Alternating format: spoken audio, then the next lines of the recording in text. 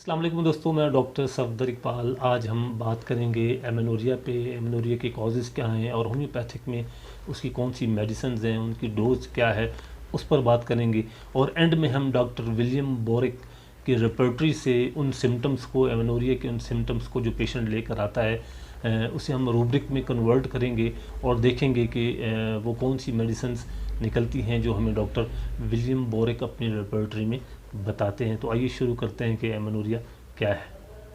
दोस्तों, एमेनोरिया जो है वो एब्सेंस ऑफ मेंस्ट्रुएशंस है, यानी कि फ़ीमेल्स में मेंसेस का जो साइकिल है अगर वो रुक जाए, स्टॉप हो जाए या वो बहुत ज़्यादा डिले हो जाए, यानी कि वो 2 महीनों तक, 3 महीनों तक या 6 महीनों तक चला जाए और इस दौरान उन्हें मेंसेस ना आए, तो इसे हम एमेनोरिया कहते हैं।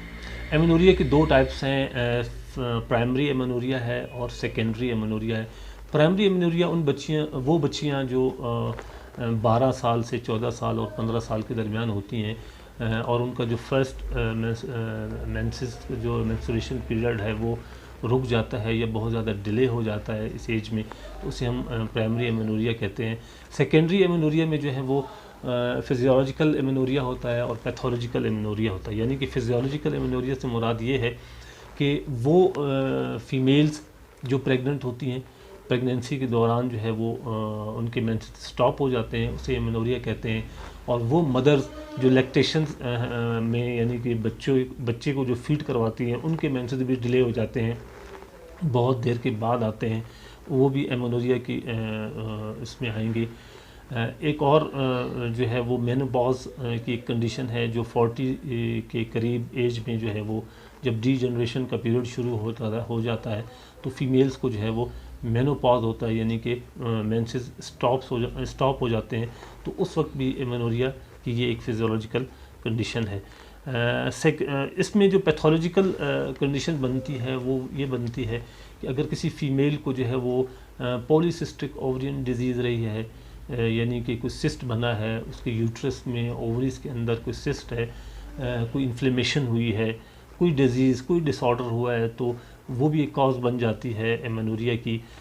इसके अलावा कोई थायराइड हाइपोथायराइडिज्म, यानी थायराइड का डिसऑर्डर हो जाना और जो है वो ग्वाइटर का बन जाना, वो भी जो है एक कॉज बनती है एमेनोरिया की। एंडोक्राइन डिसऑर्डर, यानी कि हमारे जो ग्लैंड्स हैं जो हार्मोन्स की प्रोडक्शन में और हार्मोन्स के लेवल्स को जो है वो मेंटेन रखते हैं, अगर उनमें कोई प्रॉब्लम शुरू हो जाए, कोई डिजीज़ आ जाए, कोई डिसऑर्डर आ जाए, तो वो भी एमेनोरिया की जो है वो एक कॉज बन सकता है।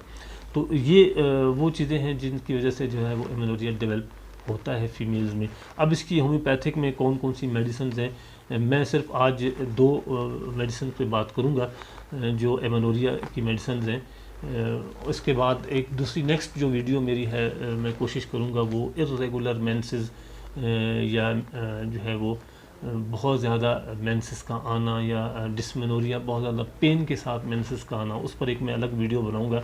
उस पर भी 1-2 मेडिसिन हैं, इसके बाद वो उस वीडियो को मैं बनाऊंगा।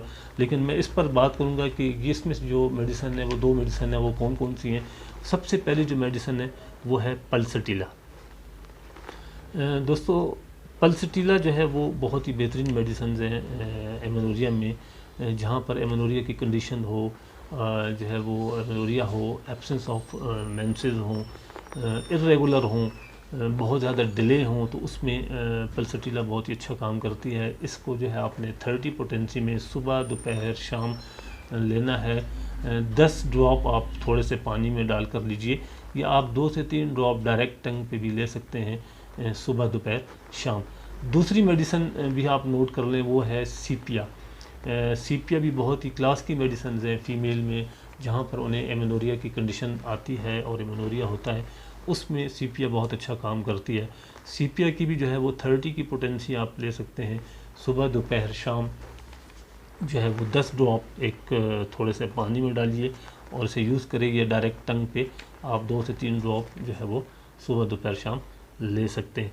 तो आइए अब देखते हैं कि डॉक्टर विलियम बोरिक जो है वो अपनी रेपर्टरी में हमें क्या बताते हैं, और वो हमें इन सिम्टम्स पर, जो एमेनोरिया की सिम्टम्स फीमेल्स में आती हैं और फीमेल्स आकर हमें ये सिम्टम्स बताती हैं, उन मेन चीफ कंप्लेंट्स को अगर हम लें, उन अलामात को, उन सिम्टम्स को लें, तो डॉक्टर विलियम बोरक जो अपनी रिपोर्टरी में हमें कौन सी मेडिसिन बताते हैं। तो आइए शुरू करते हैं। सबसे पहले जो है आप देख रहे हैं अपनी स्क्रीन पर, वो है मेंस्ट्रुएशंस टाइप एमेनोरिया।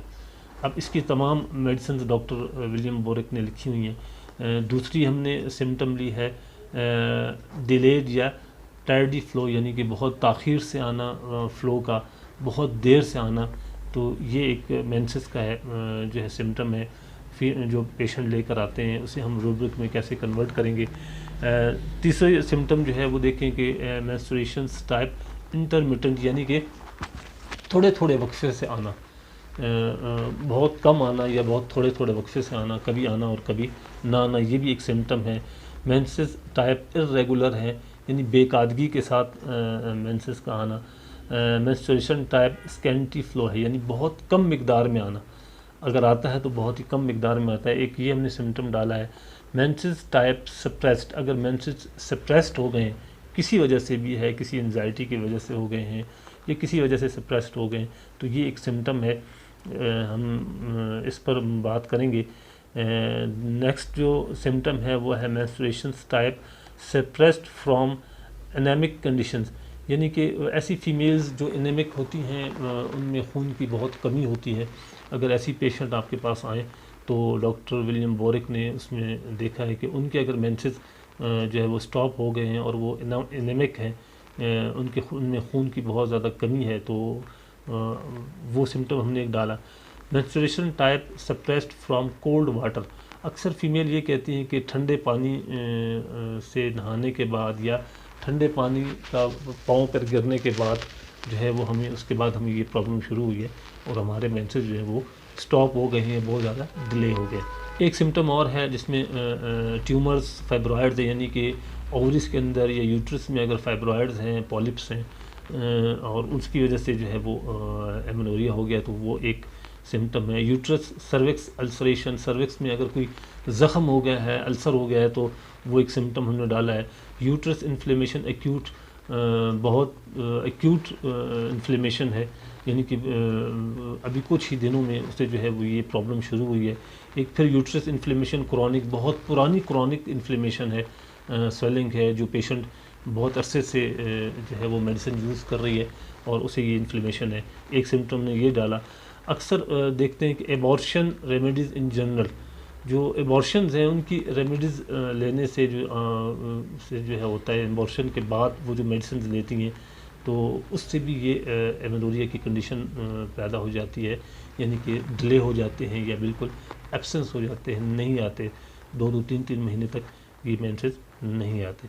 तो ये डॉक्टर विलियम बोरक ने जो है से हमने उनकी रिपोर्टरी से जब इसे हमने देखा तो हमें 2 मेडिसिन बहुत टॉप की मिली हैं ऊपर।